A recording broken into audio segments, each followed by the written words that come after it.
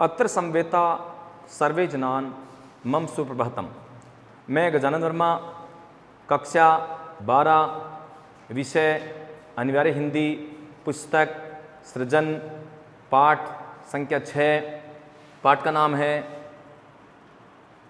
उषा शमशेर बहादुर सिंह। उषा का मतलब होता है सूर्योदय से पूर्व का समय, जब सूर्य उदय होता है उससे पहले का समय। आकाश के अंदर ऐसी लालिमा छाई रहती है जिसको देख करके प्रकृति भी शर्मा जाती है, इंसान भी उसको देख करके विचलित हो जाता है। शमशेर बहादुर सिंह ने, इनका जन्म देहरादून में हुआ जब मात्र 8-9 साल के थे। देहरादून पड़ता है उत्तरांचल में। जब मात्र 8-9 साल के थे तब इनकी माता की मृत्यु हो जाती है। माता के चिरवियोग के पश्चात जब इनकी 18 साल की उम्र होती है तो इनकी शादी कर दी जाती है। उसके पश्चात 6 साल बाद इनकी पत्नी भी इनको छोड़ करके चली जाती है। देखिएगा, ये बिंब धर्मी कवि थे। बिंब का मतलब होता है दृश्य बिंब, स्पर्श बिंब, श्रव्य बिंब। जैसे आकाश के अंदर पंक्ति बना करके बगुले चल रहे हैं, आकाश में काले बादल हैं, ये साथ में पंक्ति बना करके बगुले जा रहे हैं। दृष्टि हमारी पड़ी उन काले बादलों में, जो श्वेत रंग के जो बगुले जा रहे हैं बड़े सुंदर लग रहे हैं। हमने अपनी आंखों से देखा, वो दृश्य बिंब हो गया। जिन चीजों को हमने हमारी कानों सुना वो श्रव्य बिंब हो गया। जिस चीज को हमने स्पर्श किया वो स्पर्श बिंब हो गया। तो कहने का मतलब इस भोर नामक जो पाठ है इसके अंदर शमशेर बहादुर सिंह ने उषा काल का वर्णन किया है। सूर्योदय होने से पहले आकाश रात्रि के समय नीला दिखता है, लेकिन जिस समय उषा काल होती, उषा का अर्थ होता है सूर्योदय से पहले का समय, जब सूर्य का उदय नहीं होता है। आकाश के अंदर सूर्य उदय होने की संभावना होती है। उस समय आकाश में नीलेपन के साथ में कालापन भी दिखाई दिया है। इन्होंने इस पाठ के माध्यम से घरेलू उपमानों का प्रयोग किया है, घरेलू उदाहरण दिए हैं। कवि ने बहुत ही सुंदर तरीके से इस पाठ का वर्णन किया है। ऐसा माना जाता है कि पत्नी के मरने के पश्चात भी इनके अंदर किसी चीज की रचना करने का जो संकल्प, एक कल्पना इनके मन में थी, उस कल्पना को साकार रूप में प्रकट किया। और एक मानव किस तरह से जीवन यापन करता है, साधारण चीजों को देखता है, घरेलू उपमानों का प्रयोग करते हुए इन्होंने ये पाठ लिखा। जैसे दे दिया नीला शंख, ये घरेलू उपमान है। राख से लीपा हुआ चौका घरेलू उपमान है। बहुत काली सिल घरेलू उपमान है। सलेट पर या लाल खड़िया घरेलू उपमान है। नील जल घरेलू उपमान है। ये इस तरह की क्या है कि घरेलू उपमानों का प्रयोग किया, अर्थात इन्होंने उदाहरण दिए, लेकिन ऐसे उदाहरण दिए जो कि घर के अंदर हम रात दिन देखते हैं। एक साधारण व्यक्ति भी इनकी भाषा को समझ सके, गौर कर सके। इन्होंने प्रकृति की सुंदरता का जो वर्णन बड़े ही मनमोहक तरीके से, बड़े ही अजब तरीके से इन्होंने किया है। लिखा बहुत कम है किंतु इनके अंदर सार की बातें बहुत है। इन्होंने प्रातःकाल जब होती है उससे पहले जो उषा काल का समय होता है उनके बारे में वर्णन करते हुए लिखा कि प्रातःकाल का जो आकाश है नीले शंख की तरह दिखता है। और राख से, नीला शंख तो घर में होता है, राख से लिपा हुआ चौका। पहले कच्चे घर वगैरह हुआ करते थे, उसमें क्या है कि मिट्टी, चिकनी मिट्टी है, गोबर है, राख मिला करके चौका देते थे। नीचे इसमें बहुत काली सिल, जरा ये सिल क्या होते हैं, जिसको बोलते हैं सिलबट्टा, मिर्च मसाला या मसाले पीसने वाला जो पत्थर होता था उसको कहा है। दूसरे इसमें सलेट का उदाहरण दिया है, ये भी घरेलू उपमान है। अंत में क्या है कि नील जल में, जैसे कोई समुद्र है वो नीला दिख रहा है, और जो ऊपर लालिमा की जो किरणें हैं, सूर्य की लालिमा, उषा काल की लालिमा समुद्र पे पड़ रही है, तो ऐसे लग रही है जैसे कोई नायिका हिल रही है। तो इन्होंने क्या है कि उषा काल का जो वर्णन है बहुत ही सुंदर तरीके से किया है। कवि शमशेर बहादुर सिंह ने, उषा काल का समय होता है प्रातः काल होने से पूर्व का समय, अब सूर्योदय होने वाला है उससे पहले का समय को बोलते हैं उषा काल। और इन्होंने क्या है कि इस पाठ के माध्यम से घरेलू उपमानों का प्रयोग किया है। घरेलू उपमान, राख से लिपा हुआ चौका, नीला शंख, बहुत काली सिल, इधर नीला जल, नील जल, ये सारी चीजें हैं। इन्होंने घरेलू चीजों का वर्णन करते हुए समझाए। पाठ बहुत ही सुंदर है, अच्छा है, सरल भी है, बस समझने का है। इन्होंने उदाहरण देते हुए भी बताया कि प्रातः काल का समय है, जैसे किसी बच्चे ने जैसे लाल खड़िया से केसर मल दी हो, तो केसर और लाल खड़िया का प्रतीक कैसे होगा? आकाश जो काला काला दिख रहा है, पहले नीला था, सूर्य उदय होने से पूर्व वो काला और नीला दिख रहा है। उसी समय जब सूर्य की किरणें आसमान में पड़ने लगी तो वो क्या है कि केसर के समान दिखने लग गया। तो कवि ने अपनी कल्पना के माध्यम से प्रकृति की सुंदरता का वर्णन बहुत ही सुंदर तरीके से किया है। देखिएगा, उषा का अर्थ होता है सूर्योदय से पहले का समय, उसको बोलते हैं उषा। प्रातः नभ था बहुत नीला शंख जैसा, देखिए प्रातः नभ था बहुत नीला शंख जैसे। भोर का नभ, भोर का मतलब होता है सुबह। राख से लीपा हुआ चौका अभी गीला पड़ा है।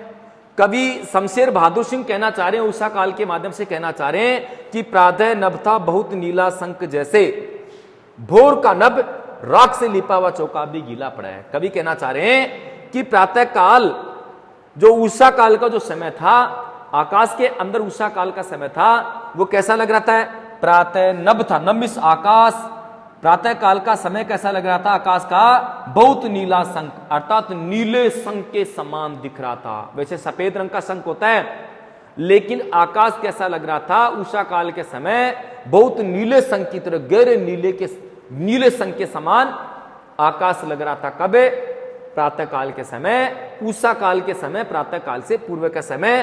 प्रातः नभ था बहुत नीला शंख जैसे। भोर का नभ, भोर का नभ किसको बोलते हैं? भोर का मतलब सुबह। उषा काल के समय आकाश कैसा लग रहा था? नीले शंख के समान लग रहा था। राख से लिपा हुआ चौका अभी गीला पड़ा है।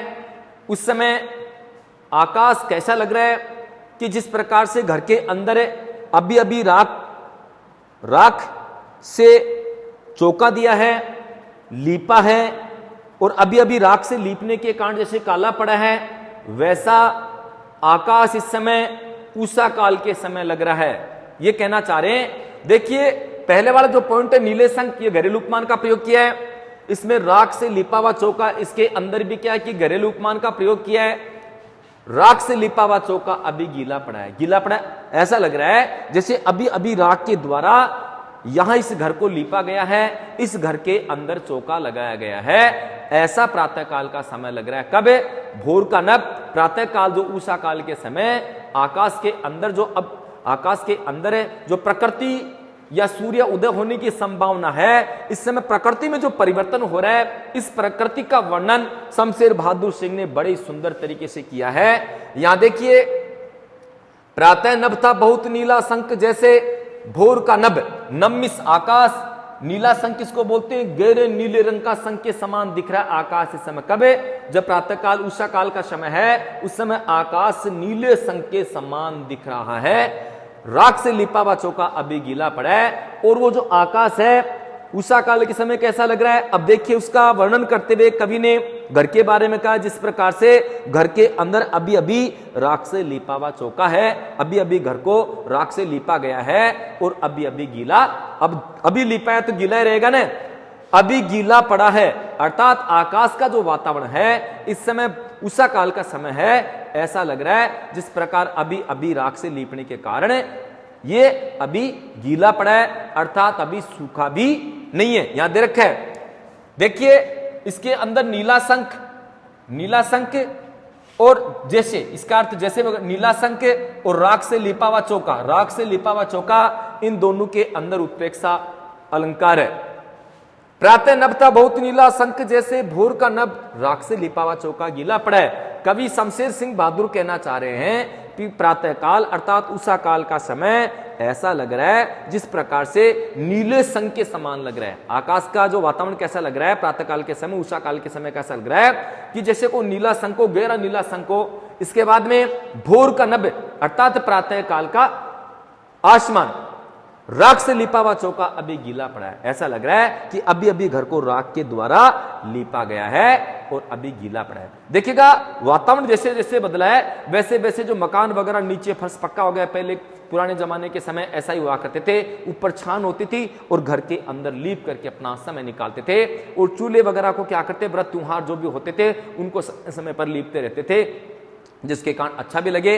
और त्योहार व्रत उपवास पे क्या है कि औरतें लिपती थी, तो उसके अंदर जैसे राख मिला दी, गोबर मिला दिया और उसके अंदर चिकनी मिट्टी मिला करके लिपती थी, जिसके कारण वो चलता रहे, फिर थोड़ा सा खराब सा होता उसके बाद में लीप देती थी। तो देखिए इस टॉपिक के अंदर घरेलू उपमानों का प्रयोग किया गया है। इन्होंने क्या है कि बिंब धरी बिंब, बिंब अभी मैंने आपको बताया कि बिंब का जैसे दृश्य बिंब, स्पर्श बिंब, श्रव्य बिंब, ये कोई सुनी सुनाई बातों पे विचार नहीं करते, जिसके कारण हृदय द्रवित हो जाए। दूसरा टॉपिक दे रहा है बहुत काली सील जरा से लाल केसर से कि जैसे धुल गई हो सलेट पर या लाल खड़िया चाक मल दी हो किसी ने। देखिए बात वही है, ये कवि उषा काल के समय का वर्णन करते हुए शमशेर बहादुर सिंह कहना चाह रहे हैं कि बहुत काली सील जरा से लाल केसर से कि जैसे धुल गई हो। ये कहना चाह रहे हैं कि प्रातः काल का उषा काल का समय कैसा लग रहा है, आकाश कैसे लग रहा है कि बहुत काली सील जरा से लाल केसर से कि धुल गई हो। आकाश इस समय उषा काल के समय ऐसा लग रहा है कि जैसे भूत काली सील हो। ये कहना चाहते हैं कि बहुत काली सील जरा से लाल केसर से कि धुल गई हो। प्रातः काल का समय, उषा काल का समय, आकाश कैसे लग रहा है कि जैसे घर के अंदर, रसोई घर के अंदर जो सिलबट्टा है जिसके ऊपर मसाला पीसा जाता है वो काले रंग का है। साथ में बहुत काली सील जरा से लाल केसर से कि जैसे धुल गई हो। वो जो सिलबट्टा है, काला जो पत्थर है जिस पर मसाला पीसा जाता है, वो इस समय ऐसा लग रहा है कि जैसे उसको केसर के द्वारा उसको धो दिया गया हो। केसर होती है ना, कश्मीर में पैदा होने वाली केसर, उसके द्वारा धो दिया गया हो। ये क्यों लग रहा है ऐसा? क्योंकि आकाश नीला है, उषा काल के समय काला और नीला दिख रहा है। अब क्या है कि सूर्य की किरणें, सूर्य उदय होने की संभावना जब नजर आती है तो ऐसी स्थिति में आसमान के अंदर पीलापन भी नजर आने लग जाता है। जैसे ही पीलापन नजर आता है, काला नीला पीला मिलकर के ये केसर का आभास कराते हैं। जैसे आकाश के अंदर केसर फैल रही है, ऐसे वो तरंगों के माध्यम से, अपनी किरणों के माध्यम से दूर तक फैली हुई नजर आती है। आप भी प्रातःकाल सूर्योदय से पहले उषा काल के समय आकाश में देखेंगे तो आपको ऐसा ही लगेगा। तो क्या कहा? बहुत काली सील जरा से लाल केसर से कि जैसे धुल गई हो। कवि शमशेर बहादुर सिंह कहना चाह रहे हैं कि प्रातः काल का समय, उषा काल के समय आकाश ऐसा लग रहा है जैसे घर के अंदर जो सिलबट्टा मसाला पीसने का जो पत्थर है उसको किसी केसर के द्वारा धो दिया गया हो, ऐसा आकाश लग रहा है। साथ में सलेट पर या लाल खड़िया चाक मल दियो किसी ने। अब देखिए ये जो उपमान है बहुत काली सील, ये भी घर की बात है। नीचे दे दे सलेट पर या लाल खड़िया चाक मल दियो किसी ने।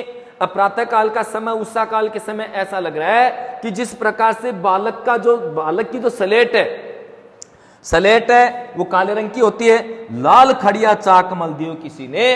जैसे बालक की जो सलेट है काले रंग की है, उस काले रंग की सलेट पर है या तो लाल रंग से लाल खड़िया किसी ने उस पर लगा दियो, ऐसा आकाश लग रहा है। अब देखिए घरेलू उपमान का वर्णन करते हुए कवि कहना चाह रहे हैं कि खड़िया भी घर में मिल जाती है और साथ में सलेट बच्चे की है। तो ये इन्होंने क्या है कि घरेलू उपमान का प्रयोग करते हुए करें, सलेट पर या लाल खड़िया चाक मल दियो किसी ने।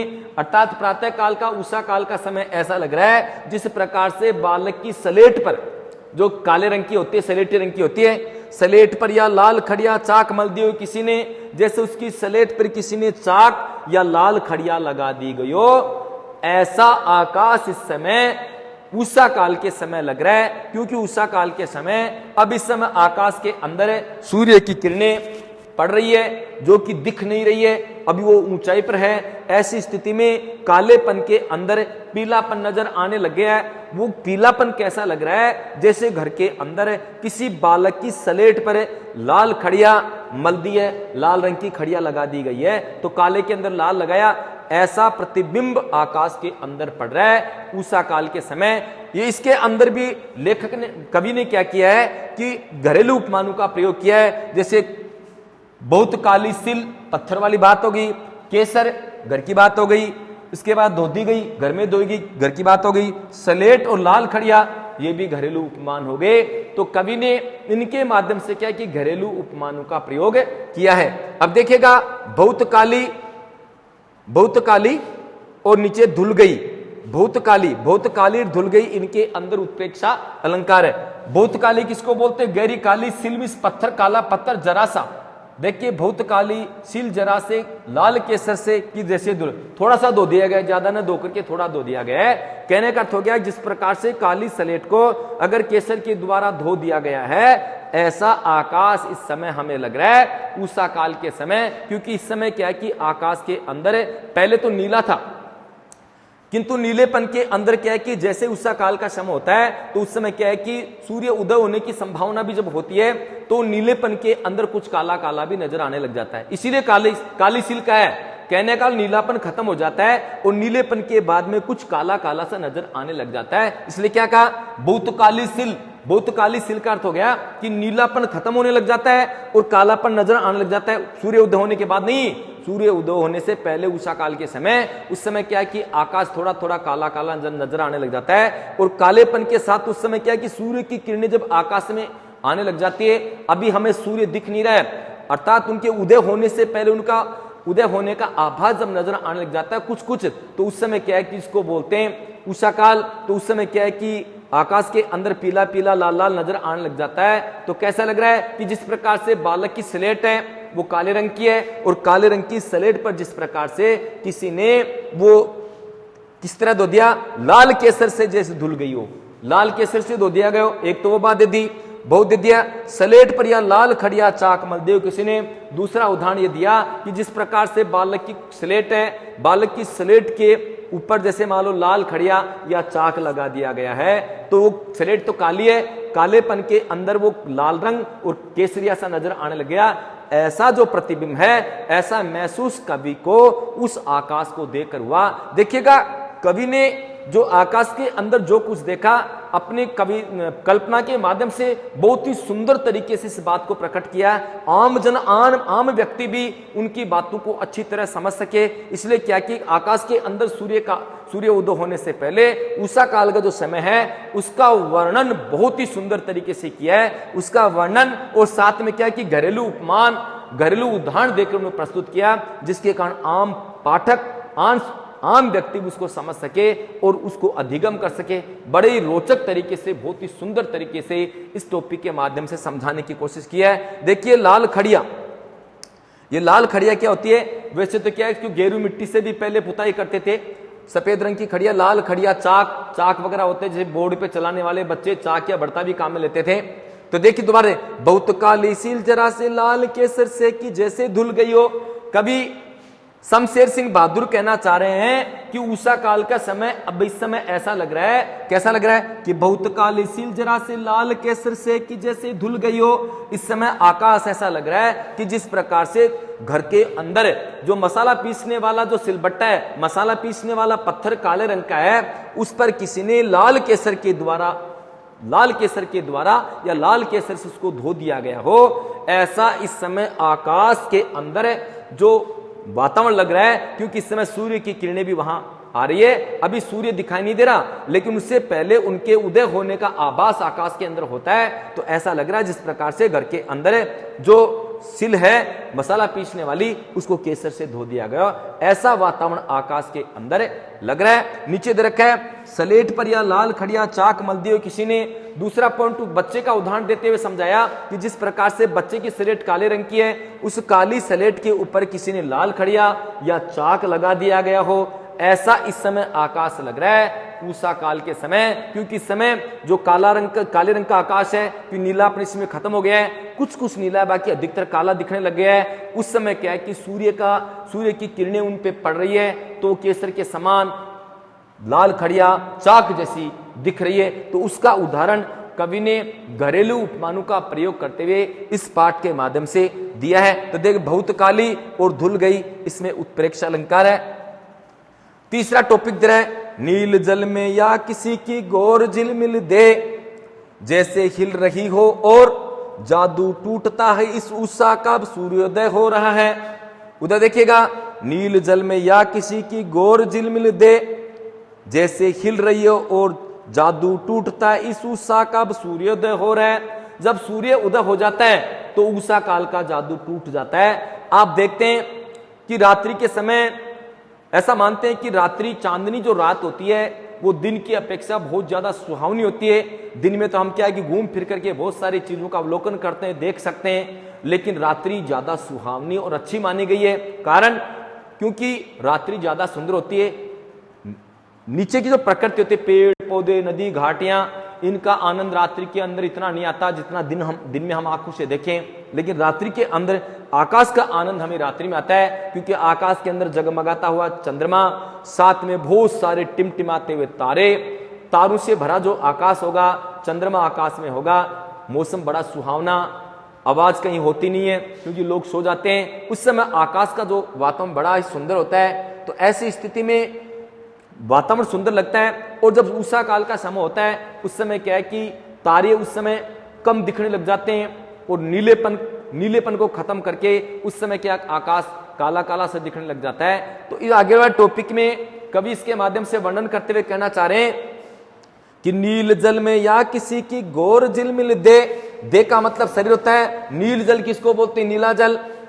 गौर मिस गोरे रंग, गौर वर्ण, जैसे हिल रही हो और जादू टूटता उषा का सूर्य। कवि इसके माध्यम से कहना चाह रहे हैं, देखिए इस टॉपिक के अंदर, तीसरे टॉपिक के अंदर नायिका का वर्णन करते हैं कवि कह रहे हैं कि नील जल में या किसी की गौर झिलमिल दे, जैसे हिल रही हो।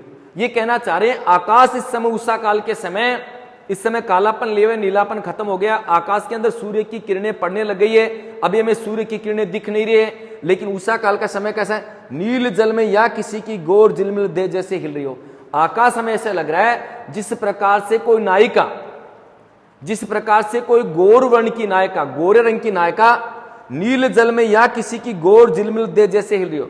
ये कवि अपनी कल्पना के माध्यम से बता रहे हैं कि नील जल में या किसी की गौर झिलमिल दे से हिल रही हो। आकाश जैसे मान लो नीले रंग का दिख रहा है, नीले रंग का आकाश है, वो कैसा लग रहा है? जिस प्रकार से नीले रंग का समुद्र है, वो नीले रंग के समुद्र के अंदर जैसे कोई नायिका खड़ी है, गौर वर्ण वाली नायिका खड़ी है, गोरे रंग की नायिका खड़ी है, और जैसे वो हिल रही है, ऐसा इस समय आकाश महसूस हो रहा है कवि को। तो क्या कहा? नील जल में या किसी की गौर झिलमिल दे, जैसे हिल रही है। गौर झिलमिल दे अर्थात उनका शरीर झिलमिलाता हुआ, गोरे रंग का झिलमिलाता हुआ शरीर जैसे दिख रहा है, ऐसा आकाश उषा काल के समय लग रहा है। नील जल में या किसी की गौर झिलमिल दे, जैसे हिल रही हो। देखिए कवि कहना चाह रहे हैं प्रातः काल का समय, उषा काल का समय, कवि ने वर्णन करते हुए कहा कि प्रातः काल का समय, उषा काल का समय आकाश कैसा लग रहा है? जिस प्रकार से कोई नीले रंग का समुद्र है, उस नीले रंग के समुद्र के अंदर जैसे गौर वर्ण वाली कोई झिलमिलाती युवती खड़ी है, कोई नायिका खड़ी है, और जैसे वो नायिका हिल रही है, ऐसा वातावरण आकाश में लग रहा है। यहां दे भी रखा है नील जल में या किसी की गौर झिलमिल दे का मतलब शरीर जैसे हिल रही हो। इस समय उषा काल के समय कवि इनका वर्णन करते हुए कहना चाह रहे हैं कि इस समय उषा काल के समय आकाश ऐसा लग रहा है जिस प्रकार से नीले समुद्र के अंदर कोई गौर वर्ण की नायिका झिलमिलाती उसकी देह हिल रही है, उनका शरीर हिल रहा है, ऐसा इस समय आकाश के अंदर परिवर्तन लग रहा है। जादू टूटता है इस उषा का, अब सूर्योदय हो रहा है। देखिएगा इस उषा काल का जादू तो तभी टूटता है जब उषा काल हो जाती है, जब सूर्योदय होने लग जाता है। सूर्योदय होते ही आकाश के अंदर जो प्रकृति की सुंदरता नजर आ रही है, वो सारी सुंदरता, प्रकृति की सुंदरता छू मंत्र हो जाती है। उषा काल का समय पूरा खत्म हो जाता है और इस समय जादू किसका दिखने जा रहा है? सूर्य का। जैसे सूर्योदय होता है, सूर्य की किरणें जब निकलने लग जाती है तो आकाश के अंदर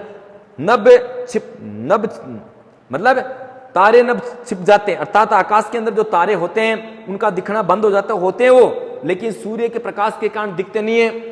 जादू टूटता है इस उषा का, अब सूर्योदय हो रहा है। उषा का जादू तब तक ही रहता है जब तक सूर्योदय नहीं हो। जैसे सूर्योदय हो जाता है, सूर्य उदय हो जाता है, ऐसी स्थिति के अंदर उषा का जादू टूट जाता है। क्योंकि पहले नीला आकाश था, उषा काल के समय काला हो गया, लेकिन जैसे सूर्य की किरणें जब पड़ने लग जाती है तो ऐसी स्थिति के अंदर जैसे केसर के समान लगने लग जाता है। और जैसे जैसे समय निकलता जाता है तो सूर्य की किरणें जब बाहर निकलती है तो आकाश के अंदर तारे वगैरह सब छिप जाते हैं, दिखते नहीं है। और इस समय क्या है कि उषा काल का पूरा जादू खत्म हो जाता है और सूर्योदय हो जाता है। उस समय रात्रि का जो आनंद हमें आ रहा था पूर्णतः समाप्त हो जाता है। और इस समय क्या है कि सूर्य उदय होने के बाद में हमें सिर्फ सूर्य के उदय होने के बाद सूर्य का जादू ही दिखाई देता है। जादू टूटता है इस उषा का, अब सूर्योदय है। उषा काल का जादू कब टूटता है? जब सूर्य उदय हो जाता है। सूर्य उदय होते ही उषा काल का पूरा जादू टूट जाता है। इस समय सूर्य उदय हो गया और इस समय सूर्य का ही प्रकाश चारों तरफ दिखाई देता है। आकाश के अंदर चंद्रमा अगर है भी, दिख भी रहा है तो हल्का हल्का दिखाई देगा, लेकिन तारेगण छिप जाएंगे। प्रकृति की आकाश के अंदर जो सुंदरता है वो समाप्त हो जाती है। नीचे जमीन पर दिखने वाली चीजें जैसे पेड़ पौधे, नदी, घाटियां, झरने, पहाड़, ये सारी चीजें चलते फिरते आदमी दिखाई देते हैं, लेकिन आकाश का जो वातावरण है छुप जाता है। उषा काल का जादू कब टूटता है? जब सूर्योदय हो जाता है। इसमें देखिए नील जल और हिल रही, इनके अंदर उत्प्रेक्षा अलंकार है। नील जल और हिल रही, इन दोनों के अंदर उत्प्रेक्षा अलंकार है। एक बार और देख लीजिएगा। नील जल में या किसी की गोर झिलमिल दे, जैसे हिल रही हो और जादू टूटता है उस उषा का सूर्योदय हो रहा है। कवि शमशेर सिंह बहादुर कहना चाह रहे हैं कि नील जल में या किसी की गोर झिलमिल दे, जैसे हिल रही हो। कवि शमशेर सिंह बहादुर सिंह कहना चाह रहे हैं कि प्रातः काल का जो उषा काल का समय कैसा हो रहा है, उषा काल का समय कैसा लगता है। नील जल में या किसी की गोर झिल में जैसे हिल रही हो, कि प्रातः काल का समय कैसा लगता है। जिस प्रकार से कोई नीले रंग का समुद्र है, उस नीले रंग के समुद्र के अंदर गोर वर्ण की युवती या गोर वर्ण की कोई नायिका झिलमिलाते हुए खड़ी है, अर्थात उसका शरीर झिलमिलाता हुआ खिल रहा है, ऐसा महसूस आकाश के अंदर हो रहा है। कब? उषा काल के समय, जब सूर्य उदय होने से पहले प्रातः काल, उस समय आकाश कैसे लग रहा है? जिस प्रकार से गोरे रंग की युवती, गोर वर्ण की युवती जो झिलमिलाता उनका शरीर है, झिलमिलाता उनका शरीर या देह है, वो नीले जल के अंदर उनका शरीर हिलता हुआ दिखाई दे रहा है। ऐसा उषा काल का समय दिखाई देता है। जादू टूटता है उषा का और अब सूर्योदय हो रहा है। जब सूर्योदय हो जाता है उस समय उषा काल का जादू टूट जाता है। सूर्य उदय होने से पहले उषा काल का आनंद दिखता है, लेकिन जैसे ही सूर्योदय हो जाता है उषा काल का जादू टूट जाता है। कवि शमशेर सिंह बहादुर ने घरेलू उपमानों को आधार बना करके, घरेलू उदाहरण दे करके बहुत ही सुंदर तरीके से इस पाठ को प्रकट किया है। बहुत ही सुंदर रुचिकर है। साथ में क्या, प्रकृति की सुंदरता को उन्होंने